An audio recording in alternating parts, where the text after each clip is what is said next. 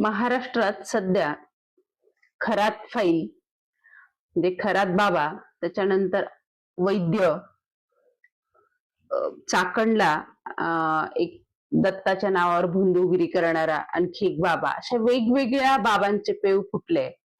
आणि आपल्या जवळच संगमनेर तालुक्यामध्ये दत्तधाम सरकार म्हणजे तो गडगे बाबा अशाच प्रकारची भोंदूगिरी अनेक वर्ष झाले करत आहे. तिथे प्रत्यक्ष मी 2 वेळा जाऊन आले.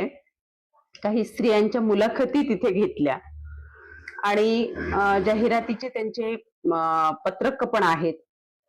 आणि ज्या लोकांची जी लूट चालली आहे अशा अनेक तक्रारी आमच्याकडे आल्या आहेत.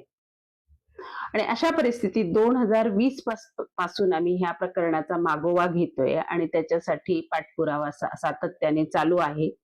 परंतु ह्या पोलीस अधिकाऱ्यांच्या सातत्याने होणाऱ्या बदल्या, नवीन येणाऱ्या अधिकाऱ्याला ते समजून घेईपर्यंत जाणारा वेळ, याच्यामुळे हे प्रकरण खरं तर इतकं मागे राहिलं आणि बाबाची ताकद किंवा बाबाचं प्रस्थ हे जास्त फोफावलं आहे.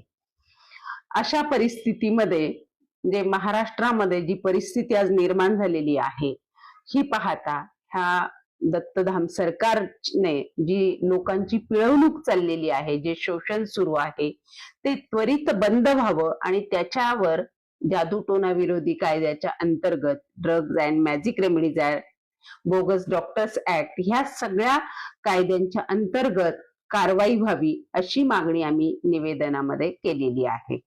महाराष्ट्रामध्ये 2013 सालात जादूटोना विरोधी कायदा पारित झालेला आहे. या कायद्याच्या अंतर्गत जे फसवले गेलेले आहेत, जे पीडित आहेत, त्यांनी पुढे येऊन पोलीस स्टेशनला तक्रार करणं अपेक्षित आहे.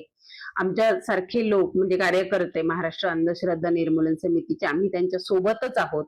तसंच या कायद्याच्या अंतर्गत प्रत्येक पोलीस स्टेशनला पीआय किंवा पीआय पेक्षा वरच्या एका अधिकाऱ्याची दक्षता अधिकारी म्हणून नेमणूक व्हावी किंवा केलेली आहे. आणि या दक्षता अधिकाऱ्याचं सुद्धा तसं कर्तव्य आहे की अशा ठिकाणी होणारी भोंदूगिरी त्वरित थांबवावी, त्याच्यावर कारवाई करावी. परंतु दक्षता अधिकारी किंवा पोलीस डिपार्टमेंट सुद्धा त्याच्या संबंधाने काही करत नाही. तर ह्या निमित्ताने माझं जे कोणी फसले गेलेले आहेत, जे फसवलेले आहेत, जे शोषित आहेत, त्यांना मी आवाहन करते की त्यांनी पुढे यावं आणि या भोंदूच्या विरोधात तक्रारी दाखल कराव्यात.